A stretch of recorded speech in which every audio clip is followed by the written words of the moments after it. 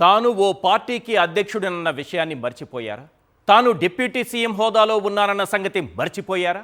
ప్రశ్నించడానికే రాజకీయాల్లోకి వచ్చారన్న సంగతి మర్చిపోయారా? అవునండి, అవును, మర్చిపోయారు. ఇదేదో ముక్కు దిబ్బడకు సంబంధించిన యాడ్ అనుకున్నారా? కానే కాదు. పవన్ కళ్యాణ్ ఓ పార్టీ అధ్యక్షుడని, ప్రస్తుతం డిప్యూటీ సీఎం హోదాలో ఉన్నారని, ప్రశ్నించడానికే పార్టీ పెట్టారని గుర్తు చేస్తున్న ప్రతిసారి తాను ఓ టీడీపీ కార్యకర్తనని ఆయన ప్రూవ్ చేసుకుంటున్నారు.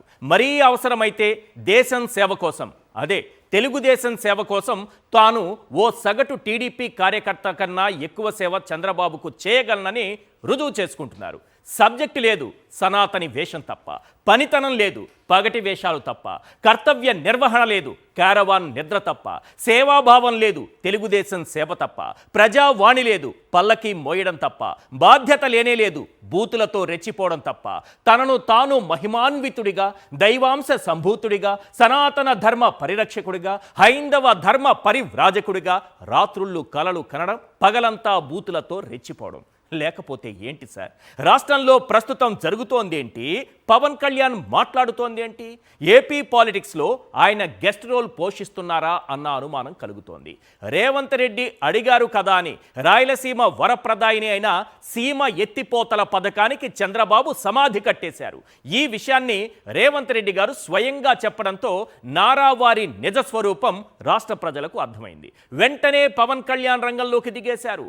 సమయం సందర్భం లేకుండా వైఎస్ఆర్సీపీపై రెచ్చిపోయారు. ఆ పార్టీ నాయకుల్ని రెచ్చగొట్టారు. వైఎస్ఆర్సీపీ కార్యకర్తలకు వార్నింగ్ ఇచ్చారు. అధికారంలో లేనప్పుడు ఎలా మాట్లాడేవారో అధికారంలోకి వచ్చాక కూడా అదే మాట్లాడుతున్నారు. ఈ దైవాంశ సంభూతుడు బూతులతో రెచ్చిపోతే తిరిగి వైఎస్ఆర్సీపీ నాయకులు కార్యకర్తలు ఏదైనా అంటే చూసారా? నాలాంటి దైవాంశ సంభూతుడినే తిడుతున్నారు.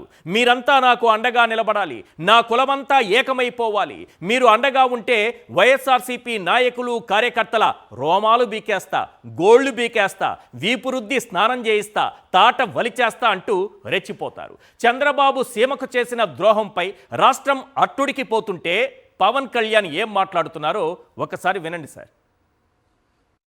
వాళ్ళు ఏం చేసినా సరే వాళ్ళు తెలిసింది ఒకటే, బూతులు తిట్టడం, ఇందాక నారాయణ గారు చెప్పినట్టు కేసులు పెట్టడం, ప్రజలకి మనశ్శాంతి లేకుండా చేయడం.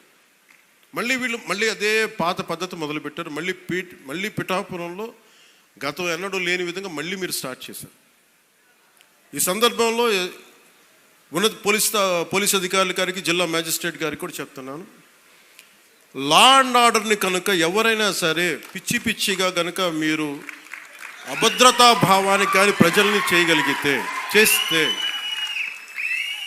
అస్సలు ఉపేక్షించద్దని చెప్తున్నాను. నా మాటలు చాలా మెత్తగా ఉన్నాయి కానీ చేతలు చాలా చాలా గట్టిగా ఉండి గుర్తుపెట్టుకోండి. ఇది మిడీవల్ పీరియడ్ కాదు కాబట్టి నా మాటలు చాలా నియంత్రణతో ఉన్నాయి. చేతలు చాలా చాలా గట్టిగా ఉండి గుర్తుపెట్టుకోండి. ఇది దైవాంశ సంభూతుడి అసలు స్వరూపం. అధికారంలో ఉండేది వాళ్ళు, కేసులేమో వైఎస్ఆర్సీపీ వాళ్ళు పెడుతున్నారట. అంటే ఉద్దేశపూర్వకంగా ఒక మైండ్ గేమ్తో వాళ్ళని రెచ్చగొట్టేటటువంటి కుట్ర చేస్తున్నారు. ఎందుకు? ఈ రాయలసీమ ఎత్తిపోతల పథకానికి చంద్రబాబు సమాధి కట్టారన్న విషయాన్ని డైవర్ట్ చేయాలి. అమరావతిలో 20,000 ఎకరాలు దోపిడీ జరుగుతోంది, రైతులు తిరగబడుతున్నారన్న విషయం దాన్ని డైవర్ట్ చేయాలి. అలాగే అమరావతిలో ఓ రైతు ప్రాణం నిలువునా తీసేశారన్న విషయాన్ని డైవర్ట్ చేయాలి. ఇవన్నీ చేయాలంటే వైఎస్ఆర్సీపీని రెచ్చగొట్టాలి. తోలు తీస్తా, రోమాలు పీకేస్తా అంటూ బూతులు తిట్టడం. ఇది కూడా లేదంటే బాబాయి గొడ్డలి. ఎన్నికలకు ముందు అదే మాట్లాడారు, ఎన్నికల తరువాత కూడా ఇదే మాట్లాడుతూ కాలం గడిపేస్తున్నారు. ఇలాంటి విమర్శలు చేయటం ఇది తప్ప పవన్ కళ్యాణ్ చేసిందేమైనా ఉందా? తన సొంత నియోజకవర్గం పిఠాపురంలో బడి పిల్లలు కుల వివక్ష ఎదుర్కొంటున్నారన్న వార్త రాష్ట్రమంతా చర్చనీయాంశంగా మారితే పవన్ వెర్షన్ మాత్రం ఇంకోలా ఉంది. ఈ ఇష్యూపై ఆయన ఏమంటున్నారో ఒకసారి వినండి సార్. దేనికి పడినా సరే, ఒక స్కూల్లో ఇద్దరు చిన్నపిల్లలు కొట్టుకున్నా దాన్ని మీరు గొడవ చేసేద్దాం అనుకుంటే నేను ఏం చెప్పను దానికి? మీరు అక్కడ పులివెందులు అక్కడ వాళ్ళ సొంత బాబాయ్ గారిని చంపినా కానీ అది న్యూస్ కాదు. ఇక్కడ ఇద్దరు బిడ్డలు ఉట్టినే కొట్టుకుంటాం, స్కూల్లో కొట్టుకోరా? నాయకులే కొట్టుకుంటున్నప్పుడు స్కూల్లో చిన్నపిల్లలు ఎందుకు మాట గారు?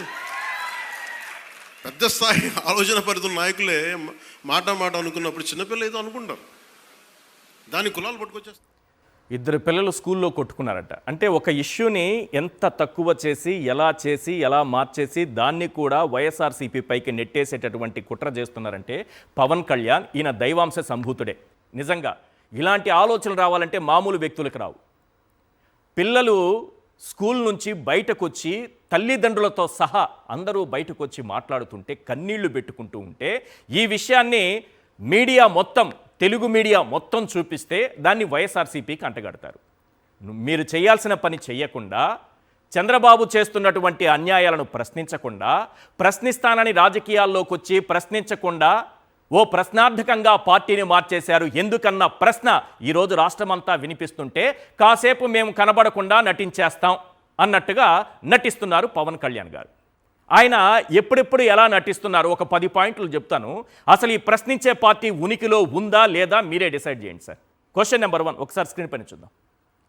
రాయలసీమ ఎత్తిపోతల పథకానికి బాబు తన స్వార్థం కోసం సమాధి కట్టినా నోరు మెదపలేదంటే ప్రశ్నించే పార్టీ ఉనికిలో ఉన్నట్టా లేనట్టా. క్వశ్చన్ నెంబర్ 2 ప్రభుత్వ మెడికల్ కాలేజీలను పప్పు బెల్లాల్లా ప్రైవేటోడికి అమ్మేస్తున్నా నోరు మెదపలేదంటే ప్రశ్నించే పార్టీ ఉనికిలో ఉన్నట్టా లేనట్టా. క్వశ్చన్ నెంబర్ 3 వేల కోట్ల విలువైన భూముల్ని ఉర్సాగాళ్లకు లూలుగాళ్లకు 99 పైసలకే దోచిపెడుతున్న నోరు మెదపలేదంటే ప్రశ్నించే పార్టీ ఉనికిలో ఉన్నట్టా లేనట్టా. క్వశ్చన్ నెంబర్ 4 అమరావతిలో బాబు ద్రోహాన్ని భరించలేక రైతుల గుండెలు ఆగిపోతున్నా నోరు మెదపలేదంటే ప్రశ్నించే పార్టీ ఉనికిలో ఉన్నట్టా లేనట్టా. క్వశ్చన్ నెంబర్ 5 సంపద సృష్టిస్తానని 19 నెలల్లో 3 లక్షల కోట్ల అప్పుల్లో బాబు ముంచేసిన నోరు మెదపలేదంటే ప్రశ్నించే పార్టీ ఉనికిలో ఉన్నట్టా లేనట్టా. క్వశ్చన్ నెంబర్ 6 సూపర్ 6 హామీలు చంద్రబాబు అరకొరగా అమలు చేసి కొన్నింటిని ఎగ్గొట్టిన నోరు మెదపలేదంటే ప్రశ్నించే పార్టీ ఉనికిలో ఉన్నట్టా లేనట్టా. క్వశ్చన్ నెంబర్ 7 రాష్ట్రంలో మహిళలు చిన్నారులపై పచ్చమోక అఘాయిత్యాలకు పాల్పడుతున్న నోరు మెదపలేదంటే ప్రశ్నించే పార్టీ ఉనికిలో ఉన్నట్టా లేనట్టా.